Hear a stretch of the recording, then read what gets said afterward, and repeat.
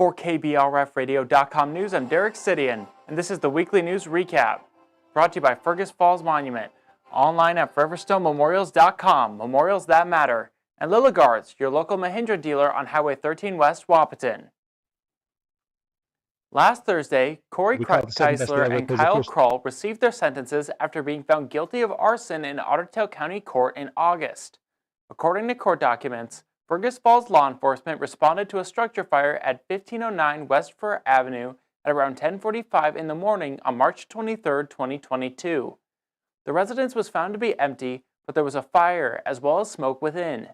Law enforcement learned that Keisler and Kroll had been living at the residence but were being evicted at 11 that morning. The state fire marshal indicated that there were 5 areas in the dwelling with attempted ignitions. There were burns on cabinets, the wall, and carpet area, as well as light smoke damage throughout the house.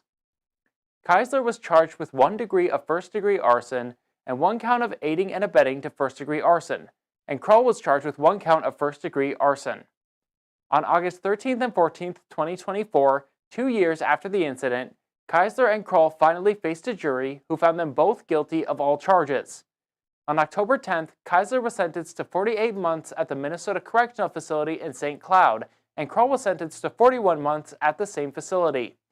The duo must also pay over $35,000 in restitution.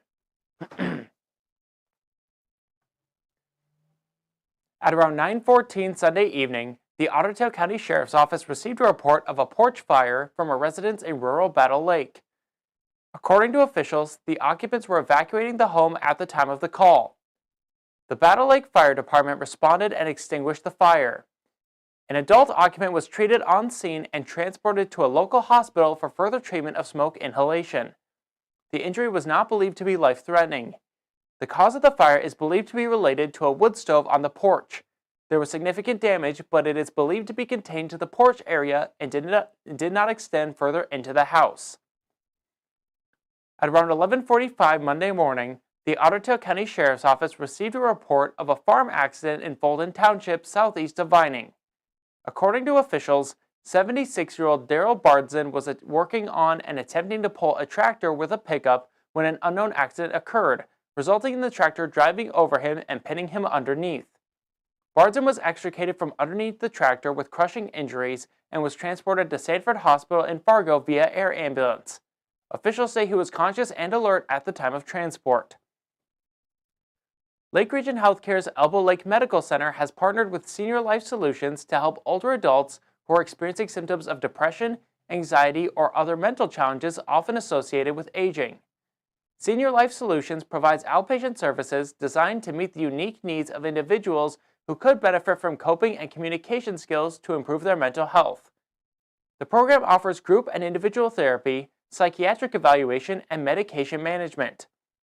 Following an individual assessment, participants meet up to 3 times per week in a supportive, encouraging group setting. Individual therapy sessions are also offered, along with medication management and regular check-ins. The program also offers teletherapy services, allowing patients to get the mental health support they need from the comfort of their homes using a tablet, computer, or tablet device. The Minnesota State Patrol says 1 person was killed and another seriously injured in a head-on collision near Breckenridge. At around 3:04 Monday afternoon, the State Patrol responded to the scene of a head-on collision on Highway 210, 4 miles east of Breckenridge. 83-year-old Gisela Christine Tervola of Fergus Falls was killed in the accident. 30-year-old Dylan Todd Church of Parker's Prairie suffered life-threatening injuries and was transported to Sanford Hospital in Fargo. The State Patrol is investigating the incident. On Monday, 46-year-old Jacob Alley was sentenced to 30 days in Otter County Jail and 5 years probation for burglarizing a Fergus Falls laundromat in July of 2023. According to court documents, the Fergus Falls Police Department received a theft and burglary report from the owner of Sin Laundry. The owner showed the officers surveillance footage, which showed a white male wearing gloves and face mask entering the laundromat and walking over to the coin machine. The suspect used a pry bar and an inflatable vehicle door wedge to open up the locked door of the machine and remove the bill canister and change. The owner estimated that $1,700 was taken from the machine, and replacing the damaged machine would cost around $5,500. On November 6, 2023, officers received a tip that identified Ali as the suspect. Back in September, Ali pled guilty to one charge of theft to enter a plea agreement with Ottertail County prosecutors. On Monday, he was sentenced to 30 days in Ottertail County Jail and 1 year at the Minnesota Correctional Facility in St. Cloud, stayed for 5 years.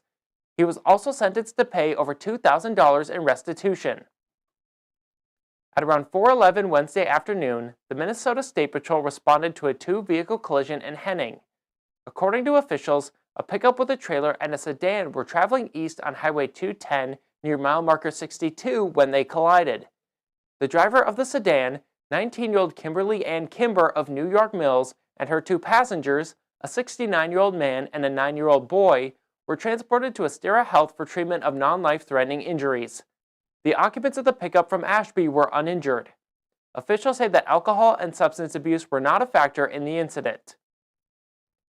According to the Minnesota Department of Transportation, Highway 59 in Pelican Rapids has been reopened to all traffic. Motorists should be alert for workers who are still finishing up final touches along Highway 59 downtown. Highway 108 East remains closed between Highway 59 and 2.5 Street Southeast. Work is expected to wrap up on Highway 108 East in the upcoming weeks, and the roadway will reopen for the winter. Work will resume in spring 2025 on the remaining stages of the 2-year reconstruction project. In addition to the road work, crews have also started constructing the trail along Highway 108 West. Traffic impacts are minimal, but motorists should watch for shoulder closures in the areas crews are working. Progress will continue on the trail into the winter months as weather allows. Earlier this morning, the Fergus Falls Walmart store celebrated the completion of its extensive 13-week remodel with a ribbon-cutting ceremony hosted by the Fergus Falls Chamber of Commerce. The remodel was expected to be completed on November 1st, but the team worked hard and finished the job 2 weeks early. The store's general manager, John Wakeman, described the ceremony as the second best day ever. We call it the second best day ever because the first best day ever. Your best day ever is the day you open up the store to begin with. Back in 1991, the store opened. So when you remodel a store, it's the second best day ever. Along with the ribbon cutting, the store's management team gave awards to key associates, as well as giving $1,000 donations to the Fergus Falls Police Department and Someplace Safe, and a $500 donation to the Grant County Humane Society. This has been the Weekly News Recap, brought to you by Fergus Falls Monument, online at foreverstonmemorials.com, memorials that matter, and Lilligards, your local Mahindra dealer on Highway 13 West, Wahpeton. For KBRFradio.com news, I'm Derek Sidian. Tune in every Friday at 12:30 on KBRFradio.com or on the Fergus Now app to stay up to date with local news. Get more news at KBRFradio.com.